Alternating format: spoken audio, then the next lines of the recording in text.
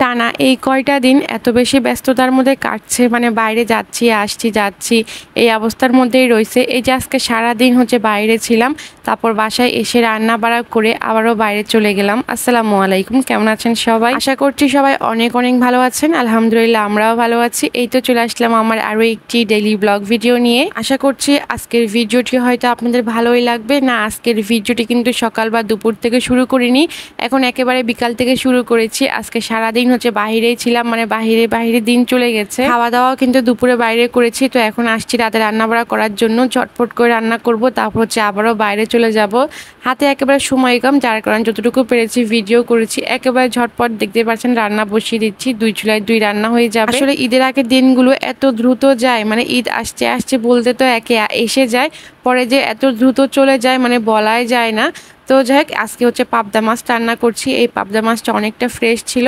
আর লতি ভাজি করব। লতিটা কিন্তু কালকে রাতে কুটে রেখেছিলাম, কারণ আজকে লতি কেটে রান্না করা কোনোভাবে পসিবল হয় না। তো আমি প্রথমে বেশি করে একটু পেঁয়াজ দিয়ে দিয়েছি, আর আমি চিংড়ি মাছ দিয়ে দিব। বাসায় অল্প কিছু চিংড়ি মাছ ছিল, সেগুলোই দিয়ে দিব। এখন পেঁয়াজ আর চিংড়ি মাছটাকে ভালো করে ভেজে নিব। ভেজে রেগুলার যে মশলাগুলো আছে আমাদের সেগুলো দিয়ে দিব। হলুদের গুঁড়ি, মরিচের গুঁড়ি, ধনিয়ার গুঁড়ি, জিরার গুঁড়ি। আমি লতি ভাজিতে কোনো ধরনের পানি ব্যবহার করি না। অনেককে দেখি যে পানি দেয়, আমি জাস্ট মশলা কষানোর সময় যতটুকু পানি দিই অতটুকুই। মশলা কষানোর সময় পানি দিই যদি চিংড়ি মাছ ব্যবহার করা হয় তাহলে, যদি চিংড়ি মাছ না দিই তাহলে কিন্তু ওইটুকু পানিও দেই না। নর্মাল যেভাবে অন্যান্য ভাজিগুলো করি সেভাবেই করে নিই। তো এই তো এখানে আমি একটা টমেটো দিয়ে দিয়েছি, মশলাটা কষিয়ে তারপর লতিটা দিয়ে দিব। এখন নাড়াচাড়া করে দিব, গলা যাতে না ধরে। অনেক সময় দেখা যায় যে লতি খেলে কিন্তু গলা চুলকায়, সেই জন্য আমি কিছু রসুন কুচি দিয়ে দিই। এতে করে কিন্তু লতির টেস্টটা অনেক বেশি বেড়ে যায় আমার কাছে মনে হয় আর কি। আর এই যে দেখেন লতির কালারটা কি সুন্দর আসছে।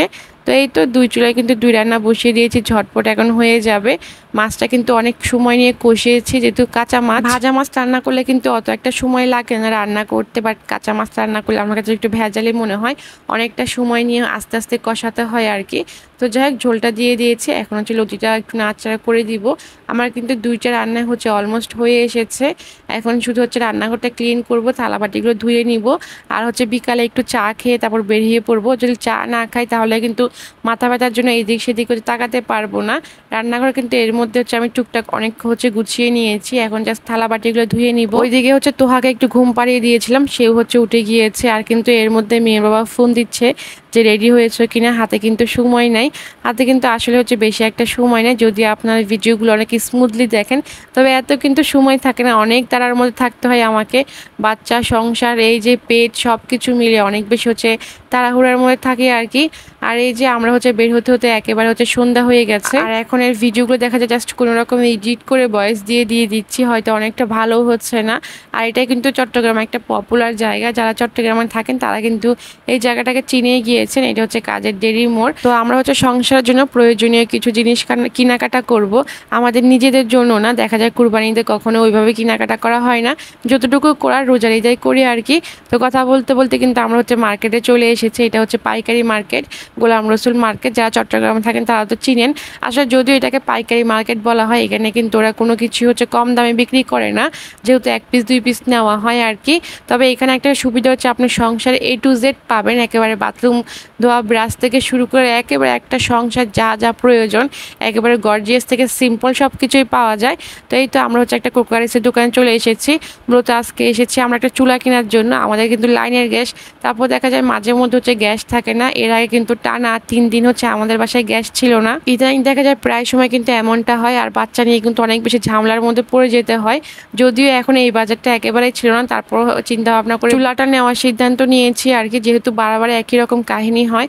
আর এখান থেকে কিছু স্টিকার দেখছিলাম, এগুলো কিন্তু ওয়ালে স্টিকার, এগুলো কিন্তু ওয়ালে লাগালে অনেক বেশি সুন্দর লাগে, অনেক বেশি গর্জিয়াস একটা লুক আসে। এগুলো কিন্তু 1 পিস 100 টাকা করে ছিল।